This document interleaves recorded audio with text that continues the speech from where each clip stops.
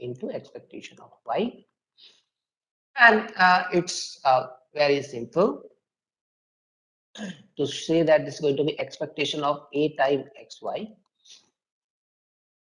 minus this expectation of ax. Since expectation follows a linear property, so it's going to be a time expectation of x into expectation of y. And the first one also will follow the same, and a I'm taking out.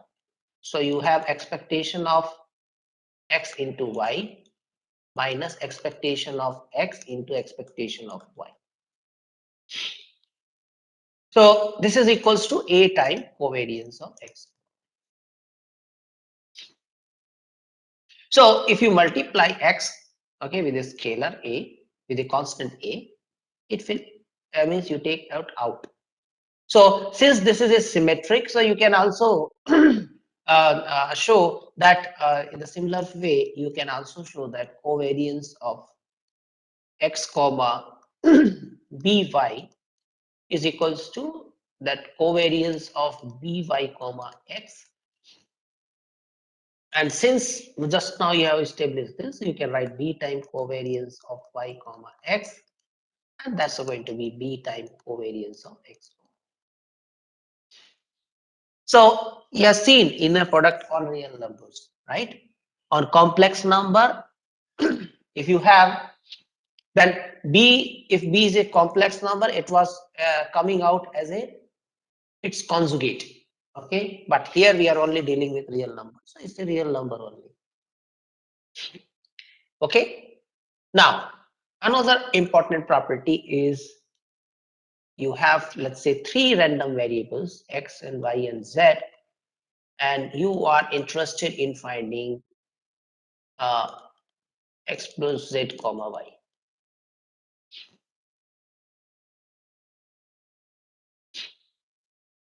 Now if I follow, so this is going to be expectation of x plus z into y minus expectation of x plus z into expectation of y. So so this is equals to expectation of x into y plus z into y minus, so the second term expectation of x plus expectation of z time expectation of y. It's very simple to follow now. Again, linear property. So expectation of x into y, I'm adjoining this minus expectation of x into expectation of y plus expectation of z into y minus expectation of z into expectation of y. So the first term is nothing but covariance of x comma y. Second term is nothing but covariance of z comma y. So it's linear with respect to the first variable, right?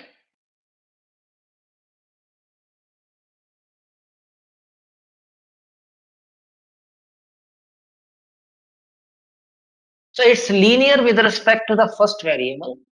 So since it follows the symmetric properties, it also will be linear with respect to the second variable. Okay, right? It's easy to follow. Now from here, what I can say is, if I take n random variables, covariance of summation I is equals to 1 to n xi comma y, how they are related, you can find out that you can verify by mathematical induction. That's going to be covariance of, you take individual covariances and take it sum.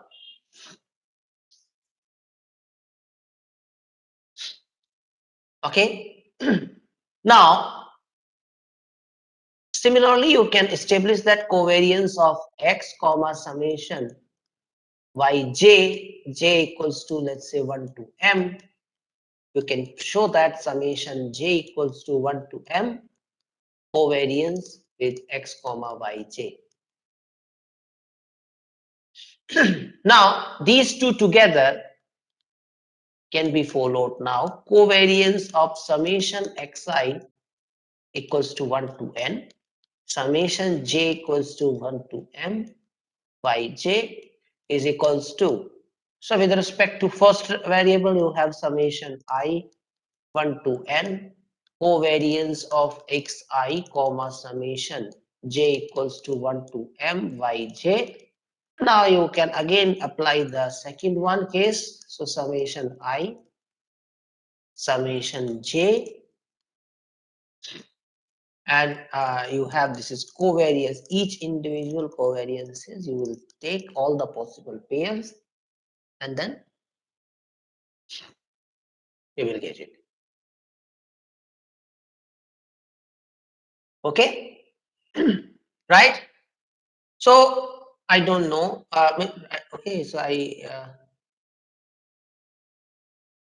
what is that?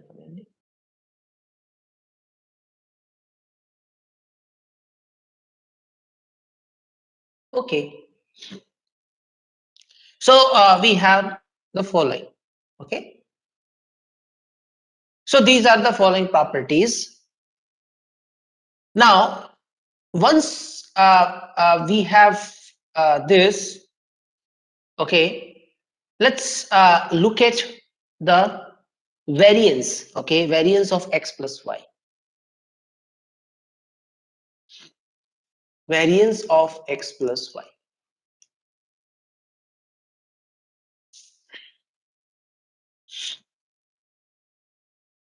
So I'm interested in this. So let me have mu x is equals to expectation of x and mu y is equals to expectation of y. Okay. So variance of x plus y is what? Expectation of x plus y minus their mean, expectation of x plus y, right? That's what is that is mu x and minus mu y square. This is there, right? If I follow the definition. Now, if you open it, so I expectation of you, it's very simple. So you have this is one is I am adjusting mu x with x, I'm adjusting y with mu y square and treat them as a plus b whole square. So that's going to be expectation of x minus mu x whole square plus y minus mu y whole square plus 2 times x minus mu x and y minus mu y. And now use the linear property. Okay, use the linear property of expectation. So that will lead to expectation of x minus mu x whole square plus expectation of y minus mu y whole square plus expectation of this. So 2 times. Okay, so 2 will out. Okay, expectation of x minus mu x times y minus mu y, right?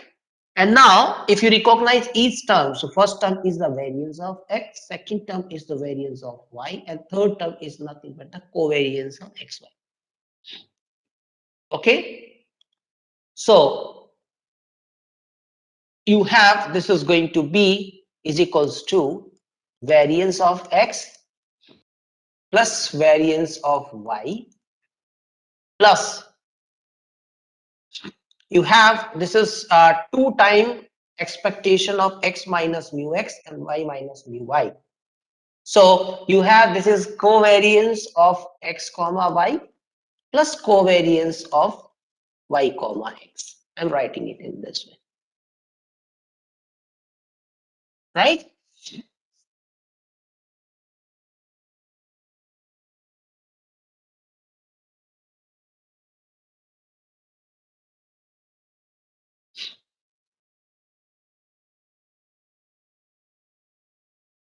Okay. Now I wish to generalize it to for any n random variable.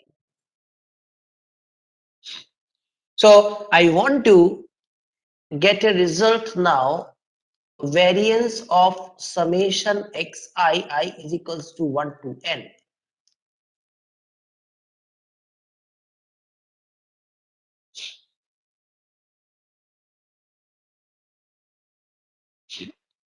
How will you go for it?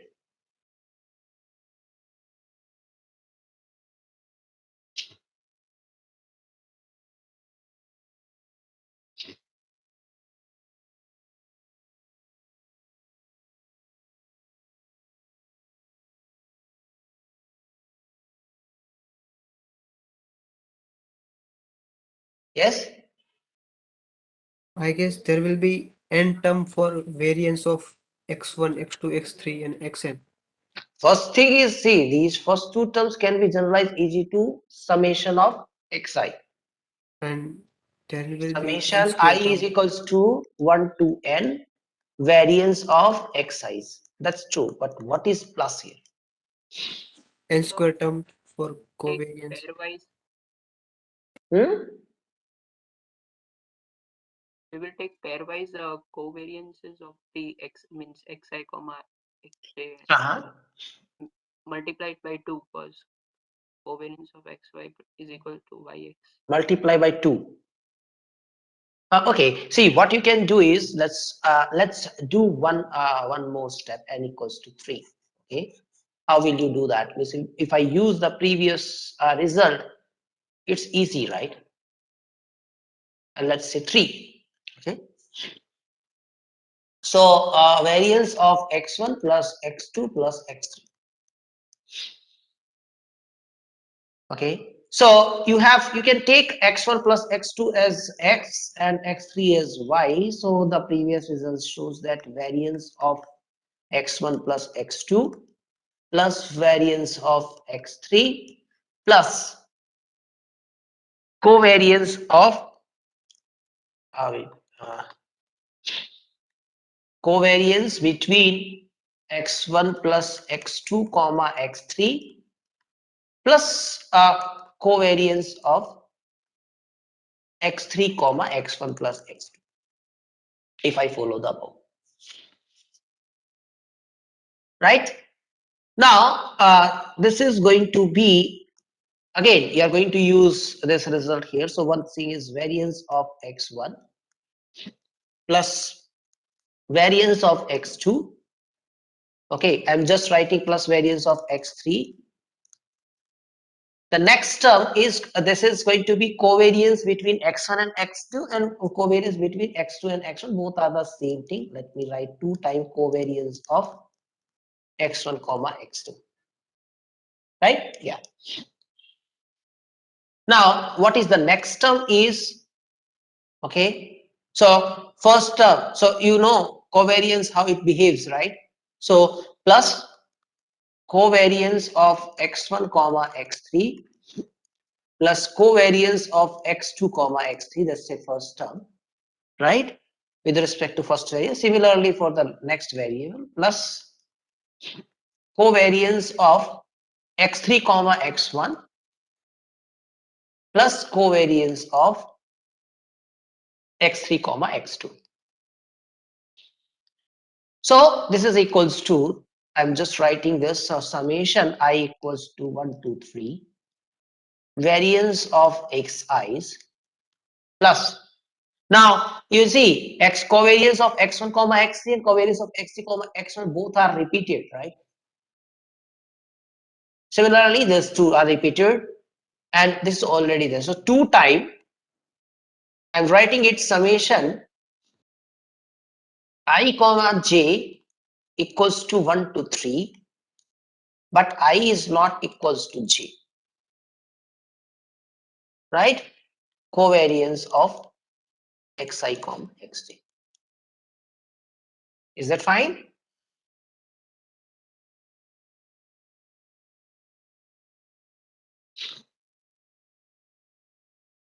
Whether 2 will be there?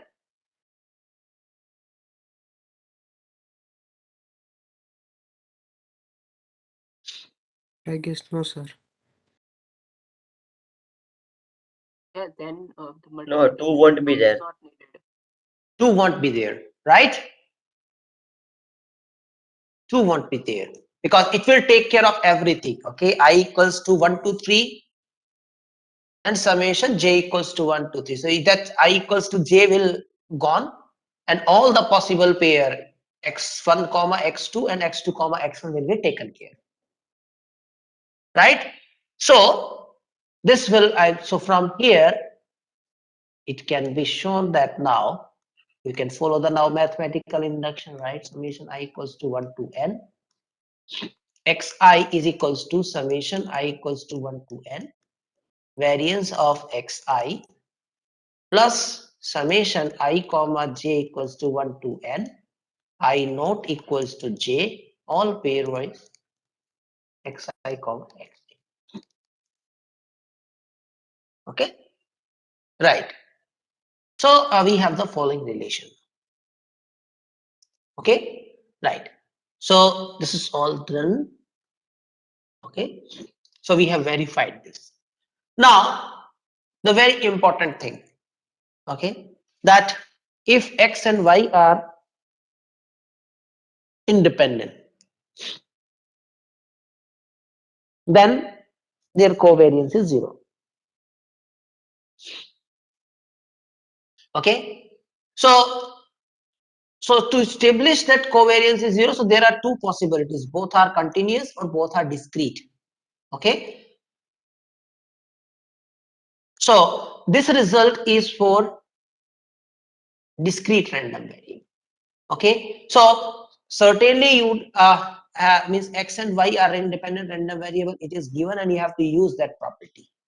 Okay, now if you go back and check that covariance of x comma y is nothing but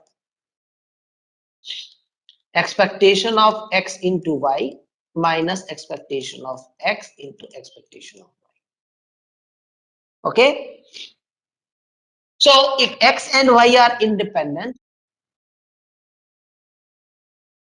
okay, then we will look for, see, these are the numbers, we will look for this expectation of x into y.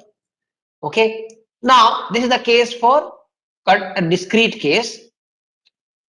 You can look at in the similar fashion for the continuous case. Okay, so let's see this, let's denote this pxy as the joint pmf, their joint pmf. Okay, their joint pmf. Now since I think that so there is no problem in following the right hand side summation over both the variables I and j and xi into yj. This is how the definition.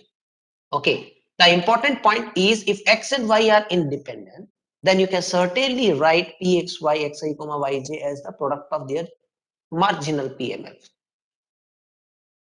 Okay. Now so now this is summation I and j xi yj because xi and px of xi have only indexes involved is I, and similarly yj and py of yj only have indexes j. So when you are running with summation j, okay, yj time py of yj is nothing but the expectation of y, and xi px of xi, so expectation of y is now constant, right, fully constant, so there is no index of I involved, so that is out. Then you will run I over xi time px of xi, and which is nothing but the expectation of x. Okay, or you can write this above summation in the following form once you notice this. So this is also nothing but the first term is nothing but expectation of x, and the second term is nothing but the expectation of y. So it will give you the result now. So expectation of x into y is equals to expectation of x into expectation of y. So this will tell you that covariance is 0. Now the question is whether the converse is true or not. So suppose if covariance is 0, can I guarantee that x and y are independent random variables? Okay. So the answer is no, it is not true.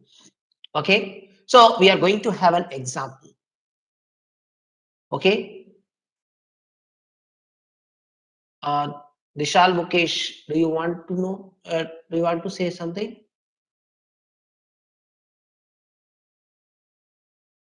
No, sir. Okay.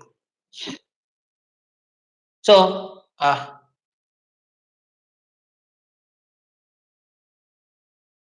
okay.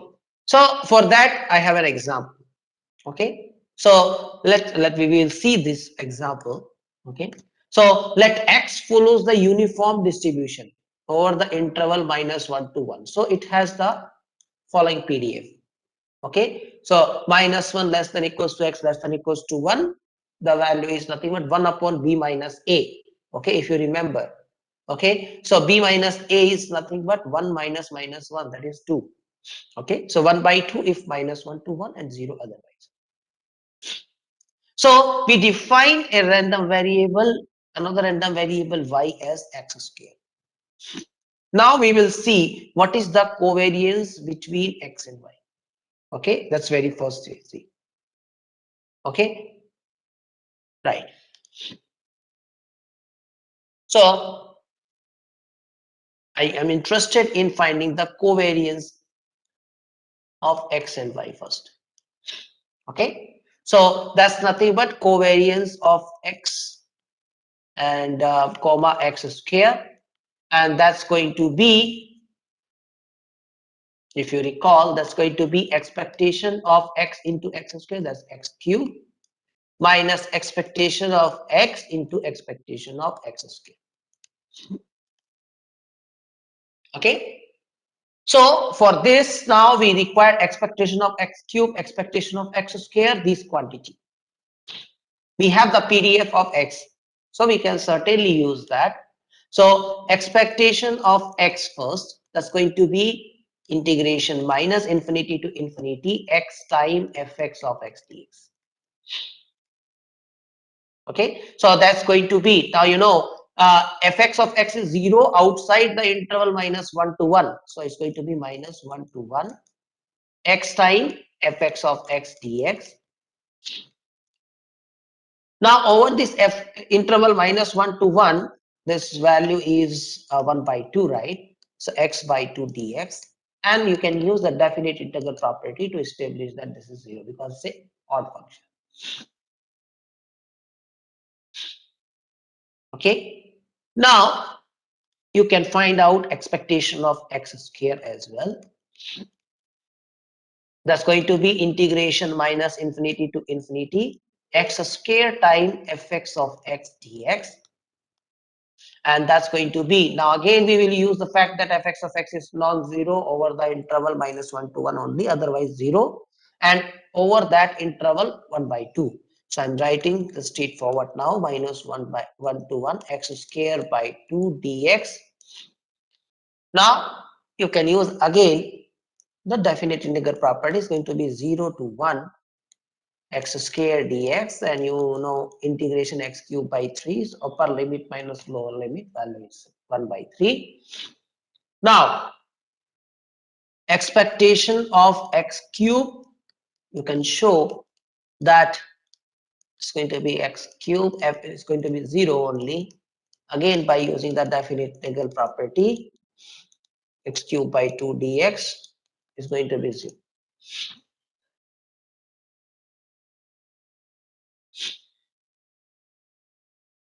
Okay, so expectation of x cube is 0, expectation of x square is 1 by 3, and expectation of x is 0. So this together will justify that this is going to be 0. Now what we have to show, so whether this x and y are dependent or independent. Okay, so how will you show this?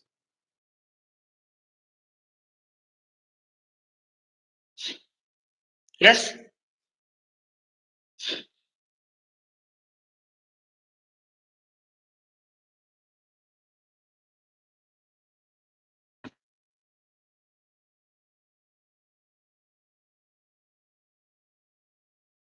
So we can compare their joint PDF with the multiplication of individual PDF. Okay. And what will be the joint PDF? And it will be the derivative of the cumulative density function. Derivative of the Cumulative density function. cumulative distribution function. Not necessarily. Yes, sir. Huh. Okay, but now what is the cumulative distribution function?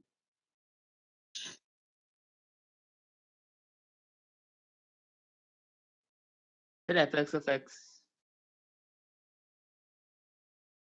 That's true, but what will be the joint?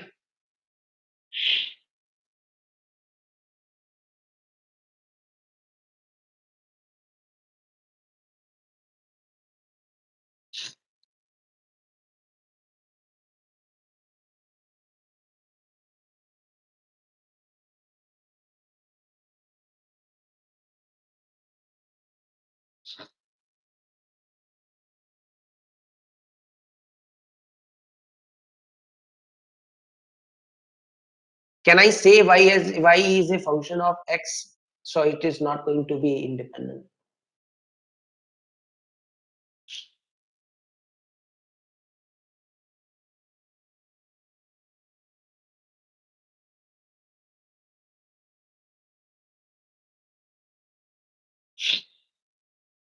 Here y is a x square, y is a function of x.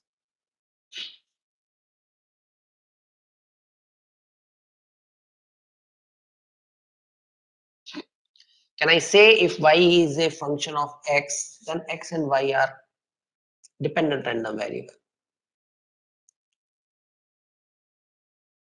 Yes, sir. Okay, so work out that exercise. Okay, try to find out. Okay, what because I think some of the exercise also there, x and y are independent, then the g of x and h of y are also independent. Okay, if and only if something is there. Okay, I think I have put that exercise. Yes. Okay, so otherwise we will come with this, okay, in the next lecture. Okay, right. Now let's try to utilize the result what we have generated, like for variance, okay, of summation. So let's take this example here. Okay, so you are interested in finding the variance of the sum obtained when 10 independent rows of a fair dice are made. Okay, now I have defined, so now see, if you increase, see 10 independent, this is 10 independent rows. If I make it 100, okay, it will not be easy to write down all the possible sum, right? Okay, it will not be possible to write down the sum on 100 independent rows or 1000 independent rows of a fair dice. Okay, and then working over it. Okay, so we can use here that interesting property. Okay, so now I'm giving you right now, you can also try with this. So you have this is right, xi is I'm denoting this xi as the outcome of ith roll of a fair dice. So what is showing up, that's going to be xi for the ith roll. So xi can take value, any value from 1 to 6. Okay, and this now I can vary from 1 to 10. Okay, we are having 10 independent rows, otherwise it is 100, if 100 independent rows and so on. Now you try to verify first that variance of that particular random variable for the ith row is 35 by 12. Okay, can you verify this?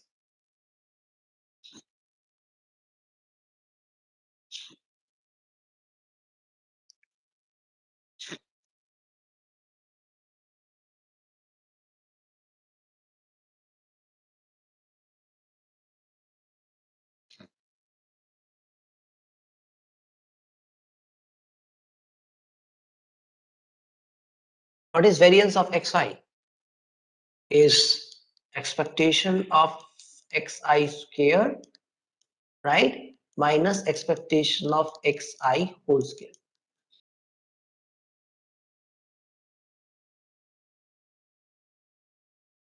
Pair dice means you have to treat them equally likely.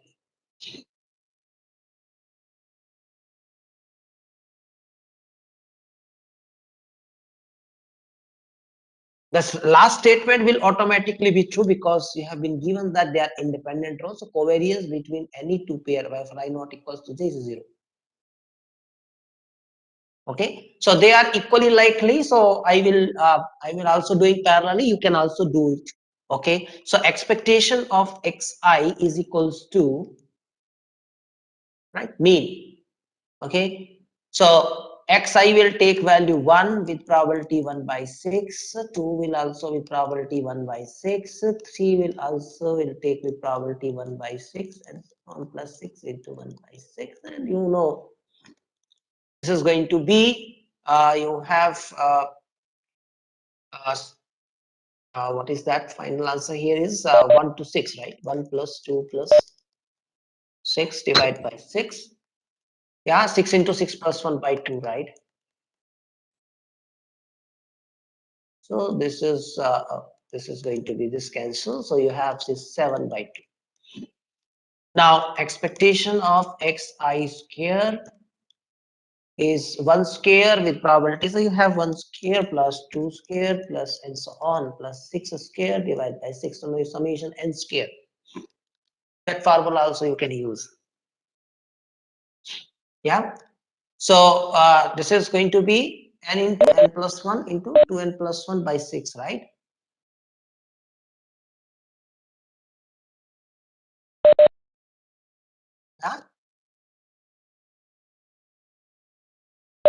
Yeah. 6 into 7 into 13 divided by 6 into 6. So you have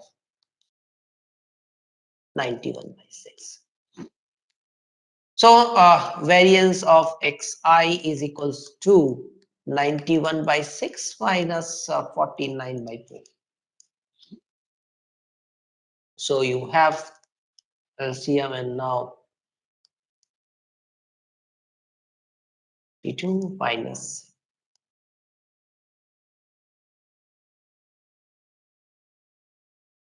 Okay, so I think this is going to be 35 by 12. Correct. So for each ith rule, the variance is 35 by 12. Okay. Now we are interested in finding the variance of the sum obtained when 10 independent rows of a pair dice. So we are interested in variance of summation I equals to 1 to 10 xi. And if you follow back, and this is nothing but this, right? The second term will be 0, and you have 10 times 35 by 12. That's going to be 175 by 6. So if it is 100, you have 100 times 35 by 12. Okay, right. Now, another example here is the following. Compute the variance of the number of heads resulting from 10 independent tosses of a fair coin. So if you toss the coin, pair coin, okay, so it's either head or tail with probability 1 by 2.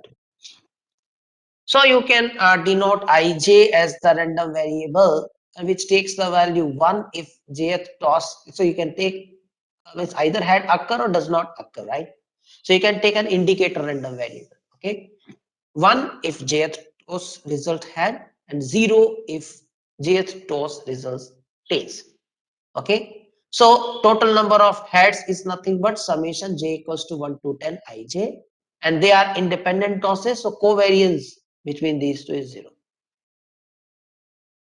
Okay, so find out what will be the variance. Okay, find out what will be the variance.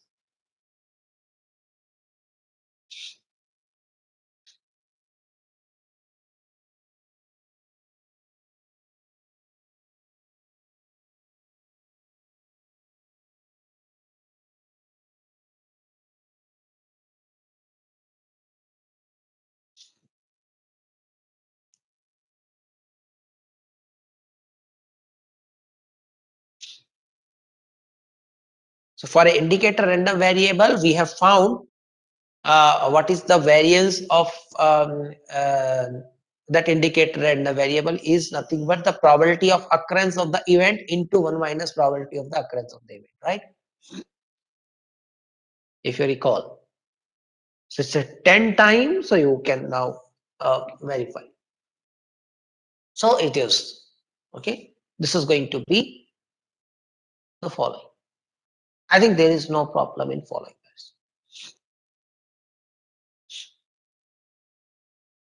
Right? Agree? Yes, sir. Yeah. Okay. Now let's move further. Now here I'm trying to address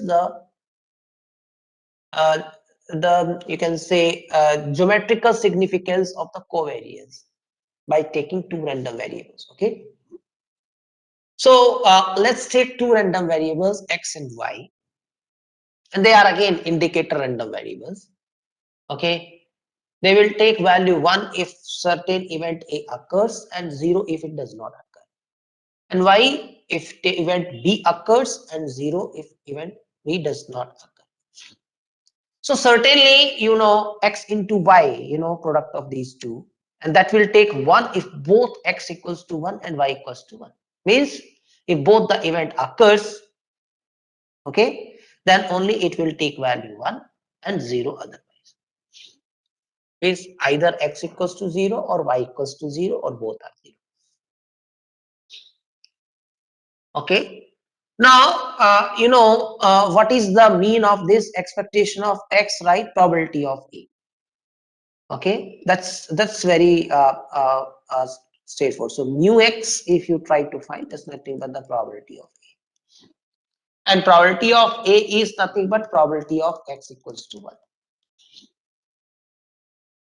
Similarly, mu y is nothing but probability of B, and that's nothing but probability of y equals to 1. And I hope now you are comfortable with this notation mu x and mu y. They are denoting the mean, okay, with for x random variable and y random variable respectively. And you can also find out that mu x y means for this x into y random variable is nothing but probability of x equals to 1 and y equals to 1 if both event occurs. Okay, so this is nothing but expectation of x into y. Okay, now let's say that covariance of x and y is greater than 0. Okay, so this is already done. So covariance is what? Expectation of x into y minus expectation of x into expectation of y. So I have put up in the form here itself. So let's see covariance of x and y is greater than 0. Okay, let's say covariance of x comma y is strictly greater than 0. Equal to 0 side, right, does not conclude anything, right? We have seen covariance of x comma y equals to 0 does not imply that x and y are independent. Okay, it may or it may not be. Okay, so once you have this covariance of x and y is greater than 0, so from here you have this is probability of x equals to 1, y equals to 1 minus probability of x equals to 1 into probability of y equals to 1 is greater than 0. Now, this will imply probability of x equals to 1 and y equals to 1 is greater than probability of x equals to 1 into probability of y equals to 1. And this will imply, now, probability of so event A occur with the positive probability and probability of and event B also occur with positive probability. Okay, some probability there, but that's going to be strictly greater than 0. Okay, right. So I may write it here x equals to 1 comma y equals to 1. I'm just dividing both side by probability of x equals to 1. is greater than probability of y equals to 1. Now, if you focus on the right side, left side, what it is nothing but probability of y equals to 1 given x equals to 1 is greater than probability of y equals to 1.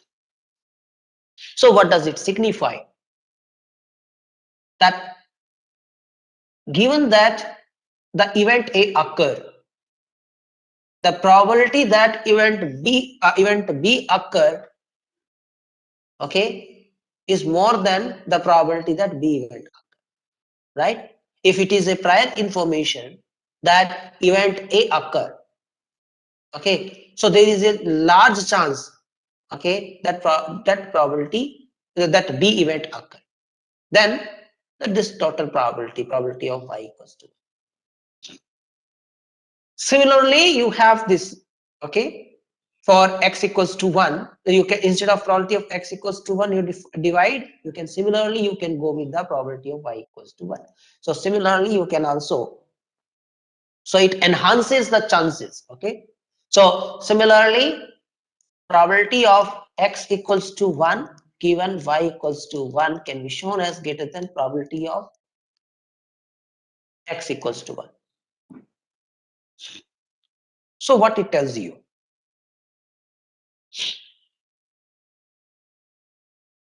Okay, in the similar fashion that x, the probability, it is if it is given that event B occur, okay, in that scenario, okay, the probability that event A occur is large or is more than the probability that event A occur. Okay, now similarly you can go with the less than 0 case. Okay, if you have less than 0, so it will decrease. Okay, it is enhancing when you have covariance is greater than 0, it is enhancing the chances, and when you follow the less than, okay, 0, it will decrease the chance, okay, in that scenario. So in combined form, what we have the following. So in general, covariance of x comma y is greater than 0 indicates that y tends to increase as x does. So if x increases, y also increase, and vice versa, okay, because covariance of x comma y is same as covariance of y comma x, symmetric property. So y will increase as x will increase if covariance is greater than 0, and if it is less than 0, okay, they are negative. So again, if you recall that positively associated and negatively associated, so they are positively associated whenever covariance of xy is greater than 0, and covariance of xy is less than 0, they are negatively associated, means y tends to decrease as x increases. So one will increase, other will decrease. Okay, so this is how you can look at them at geometrically. Okay, right. Okay, now the another important measure in probability is correlation coefficient, okay, which is defined as the ratio of covariance between two random variables x and y over the product of their variances, right? Divided by the product of the variances. Sigma x and sigma y are nothing but the standard deviation, okay, square root of variance. So this is a physical quantity. So again, we will learn more about it when we will be specific with respect to the random variables, okay, spatial random variables. When we talk about, maybe in the next lecture, we will start talking about the spatial type of discrete and continuous random variables. There we will more come with this, okay, correlation coefficient. What is the important property of this correlation coefficient is it lies inside the interval -1 to 1. Okay, value will be in the closed interval -1 to 1. And in order to show this, you can take this, okay, you can start working with this here. So I'm just going on the next page. Let me give you few steps. Rest you should complete. Okay. So to show that that correlation coefficient is lies between this -1 to 1. Okay. So mu x t plus y minus mu y square, right? Total square. Okay. Now this is going to be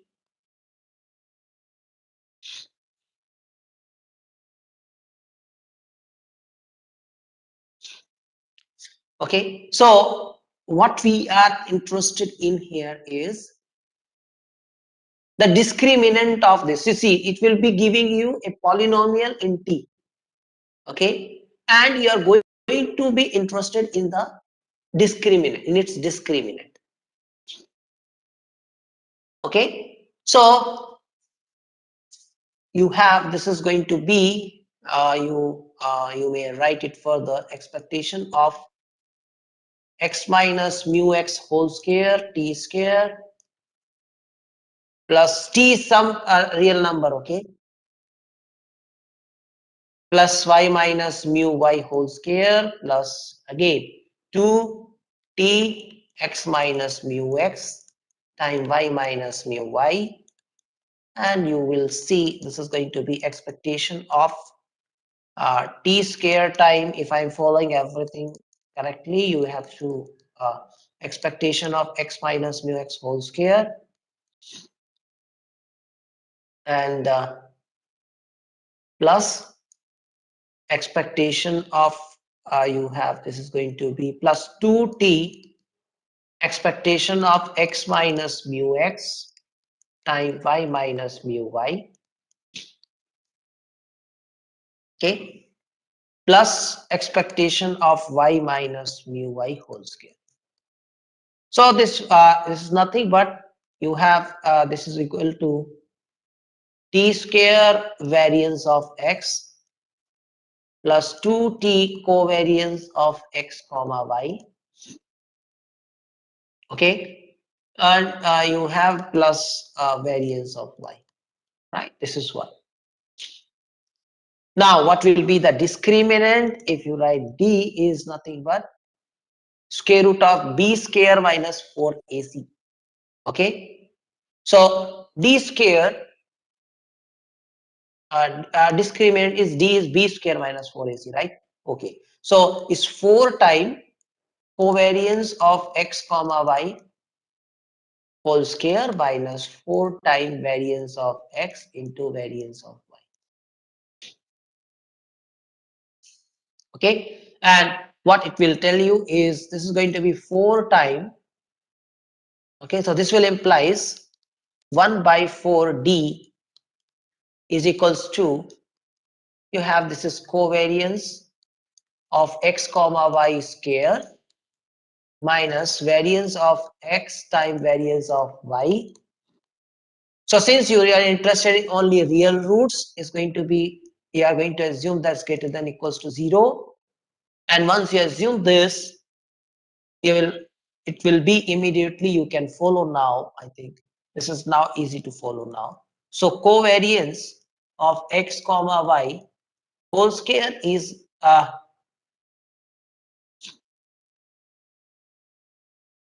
going to be greater than equals to variance of x time variance of y, right?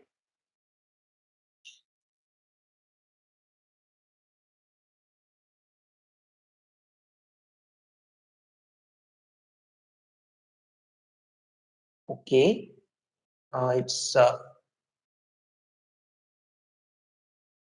so this will imply wait a minute, I'm just getting reverse inequality.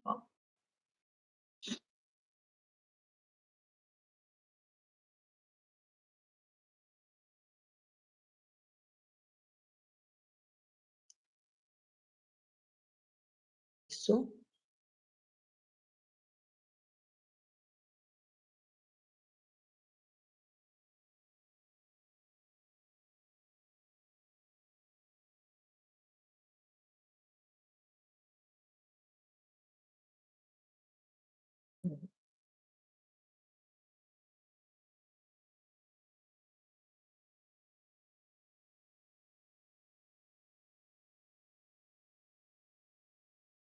We are interested in real roots, that's fine. I think we are on the right track. 4 times this.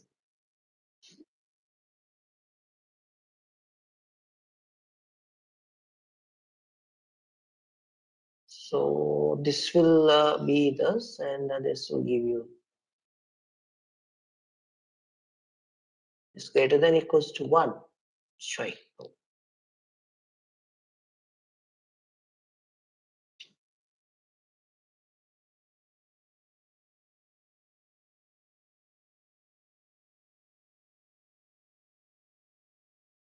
Should this should work.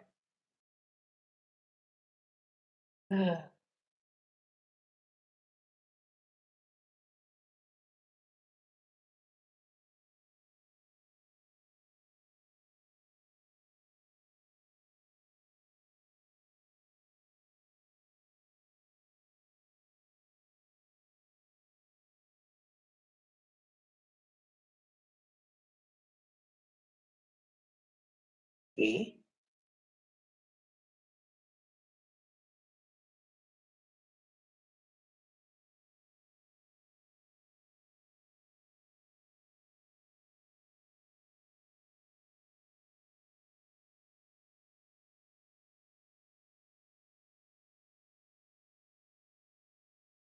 Okay, so we have opened up each and everything.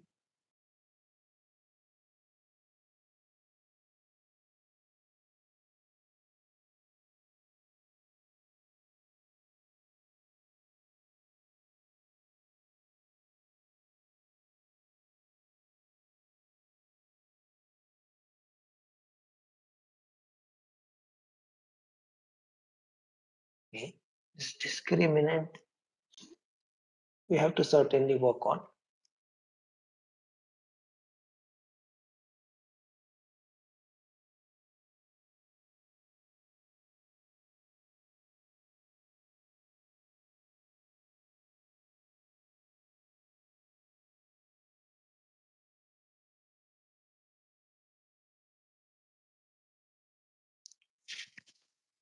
Okay.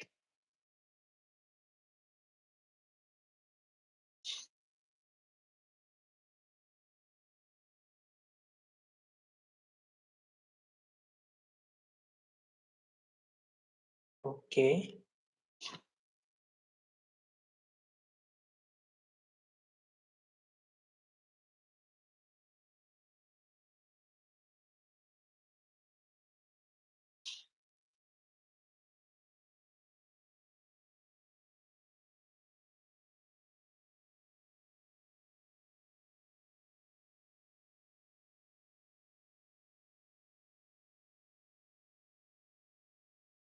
So we are interested only in the real roots. So this is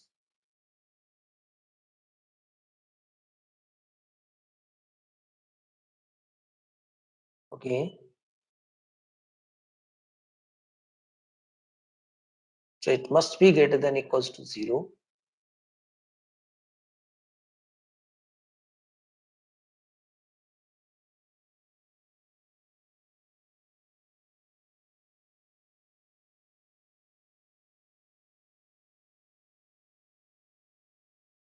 It's I think there is we have done correctly, right?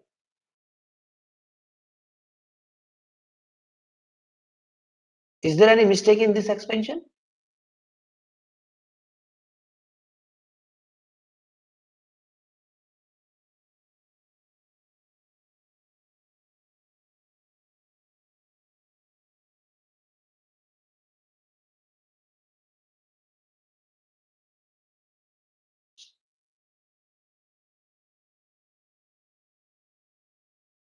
It seems correct, sir.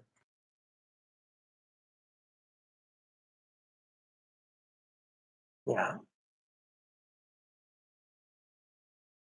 But this is greater than equals to 0 means you have certainly variance of x and variance of y is we are having them is a I think, okay, so this is telling you covariance of xy is greater than equals to sigma x, sigma y. That's true.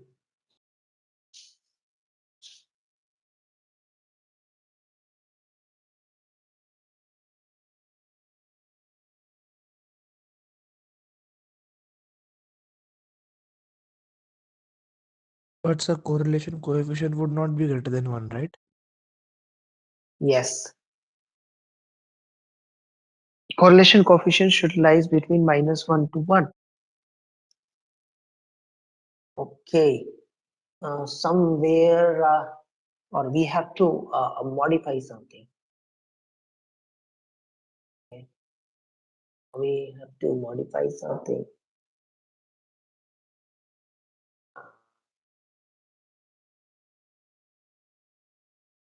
Minus. It will not help you if you take a minus b because discriminant will not change.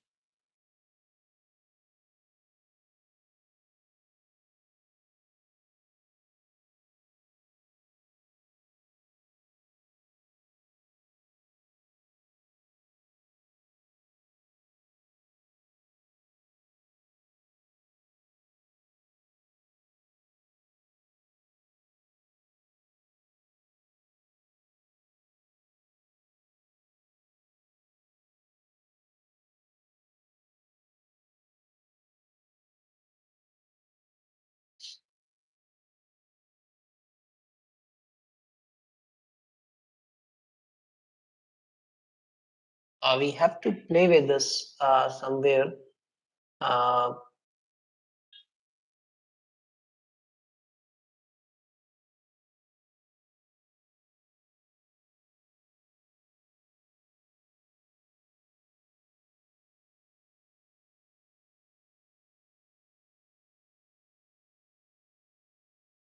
hmm.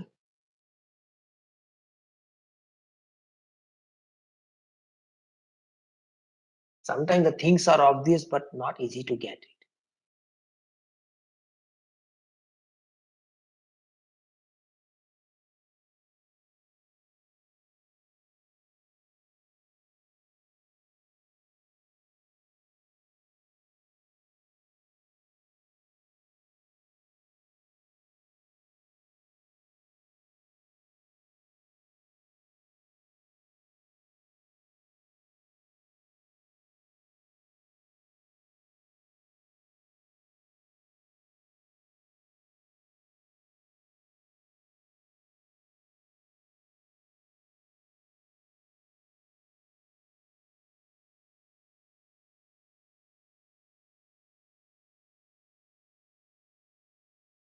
Okay, fine. I will work on it and I will get back to it.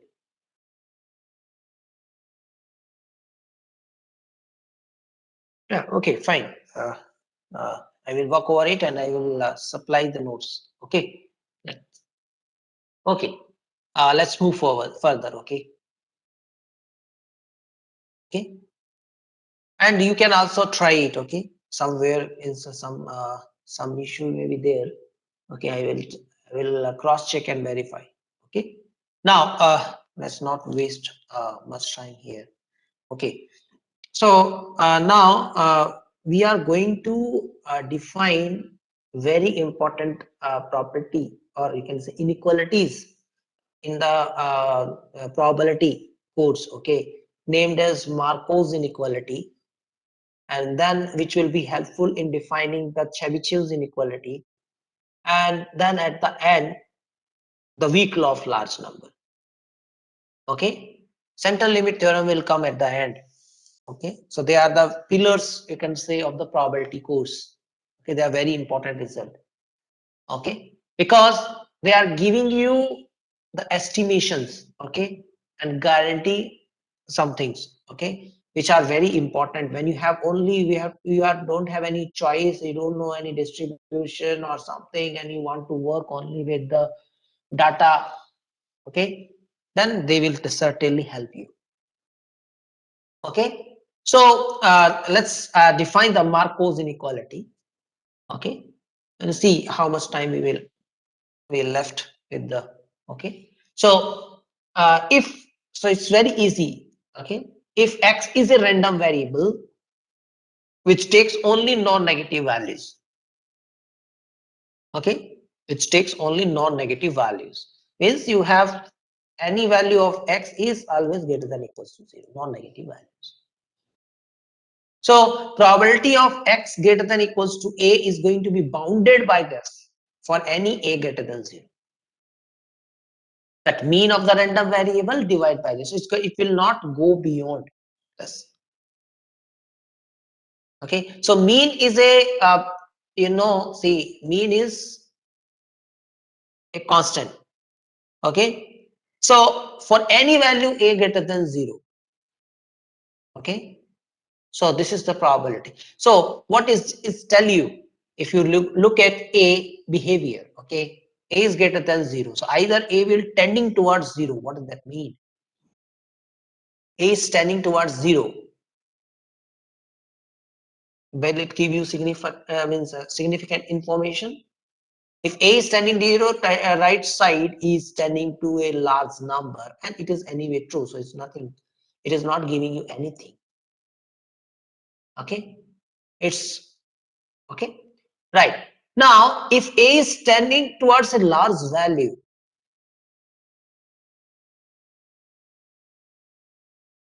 then the right side is what?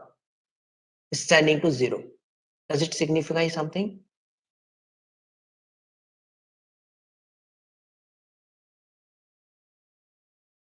So if x goes as far, that probability is